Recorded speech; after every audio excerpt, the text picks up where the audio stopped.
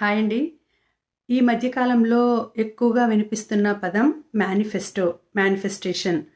అసలు ఈ మేనిఫెస్టో అంటే ఏంటి అని అనుకుంటే, మన మైండు ఎప్పుడైనా కూడా ఒకసారి కాకుండా 10 సార్లు ఒకటే అంటూ ఉంటే అదే నిజమని నమ్మేసి, మనకు అదే జరిగేలా చేస్తుంది. అంటే నేను పిరికివాడిని, నేనేది సాధించలేను అని నీకు నువ్వు చెప్తూ ఉంటే, నీ మైండ్ కూడా అదే అనేసి నమ్మేసేసి నిన్ను పిరికివాడిగానే చేస్తుంది.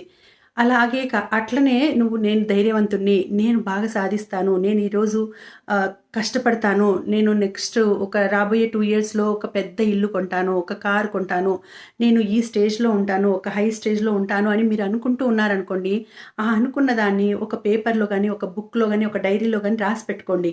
ఖచ్చితంగా మీరు అనుకున్న ఆ టయానికి, ఆ డేట్‌కి మీరు అది సాధించి అందులో చేరుకుంటారు. అక్కడికి చేరుకుంటారు. దాన్ని మేనిఫెస్టేషన్ అంటారండి. ఇదే